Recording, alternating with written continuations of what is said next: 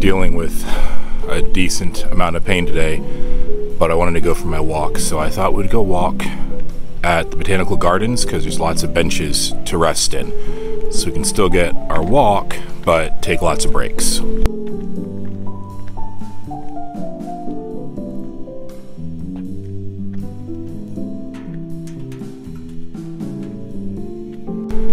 I've had a few questions about my name, and I don't think I've ever really officially told the whole story, so let's talk about that today.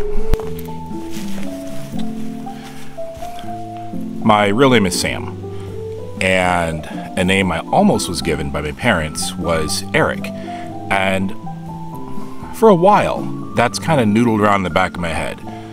You know, I almost was Eric, and yeah, and I kind of liked the name, but never really did anything about it. It was just kind of a fact that I kept in the back of my head.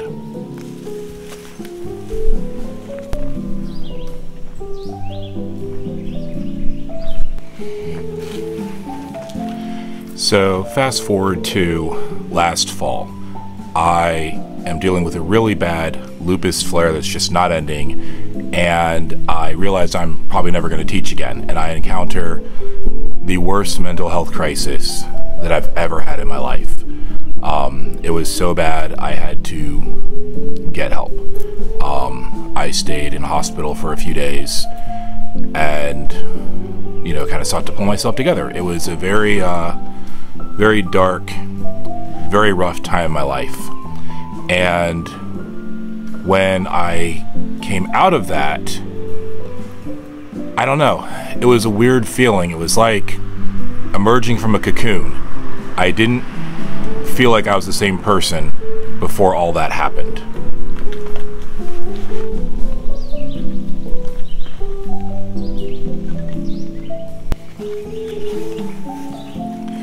My username, both on TikTok, Instagram, and YouTube, used to be Mr_Maxwell16, because that was my identity, was Mr. Maxwell, what all my students called me when I was in the classroom.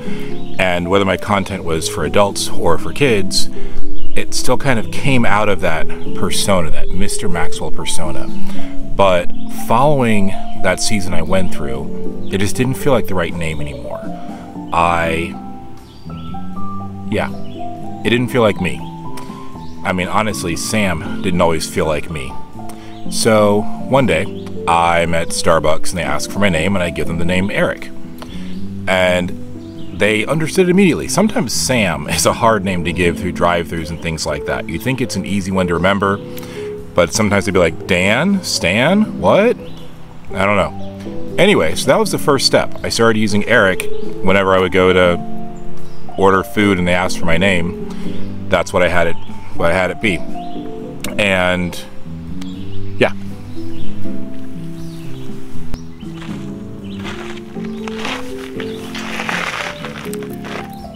And then one day, I looked at my username and I realized I didn't want it anymore. I didn't feel like Mr. Maxwell.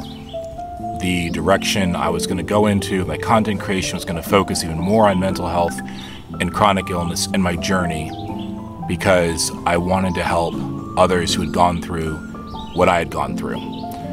And so I changed it to Eric, and I changed my pen name for my poetry and everything is Eric. All of the creative, autistic, ADHD, chronically ill side of myself that I'm allowing myself to be now is dubbed as Eric. So in Creative Spaces, that's the name that I use going forward. And I may one day legally change it to that, because I really like the name and it really feels like me. When I go into places where I've only given the name Eric and they say, "Hey Eric, how are you?" It feels right, you know? It feels right.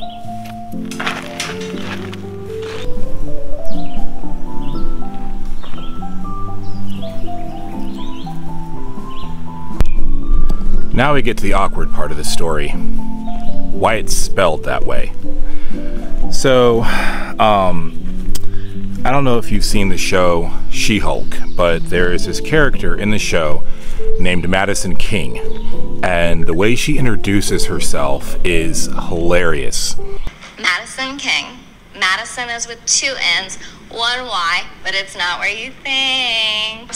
When I first saw that, I laughed so hard, and I thought it would be so funny to be able to say something like that when I introduce myself to people. That I could say, my name is Eric, 2 Y's, 1 K, but it's not where you think. It's dumb. I know it's dumb, but life needs a bit of humor and whimsy. Like, it's fun. Whenever I look at the spelling, I think of her character, and I love characters like that in literature, in books. Madison King, Captain Jack Sparrow, Deadpool, the Mad Hatter, they all have this unhinged energy, right? They seem like the biggest idiots, and yet they survive the most impossible circumstances. And I wanted to be that. I don't need people's approval anymore. I don't want to worry about people liking me.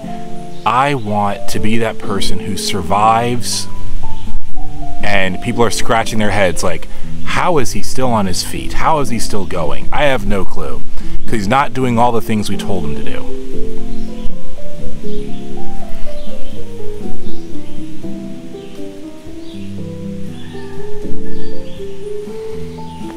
Anyway, so that's why I refer to myself as Eric in online spaces and with my poetry and my art. And possibly one day, just in life. I hope that was entertaining. This is one I'm going to be nervous to post because this whole story, I don't know how I appear telling this story, but it is a very... It deals with some really difficult, dark, and very personal things, but while I'm not going to show every detail of my life on this channel, I do feel like some of the core stories need to be there so you understand why I am the way I am and why I do what I do. Alright friends, I'm going to finish my walk, but for now it is time for your next adventure. I'll miss you.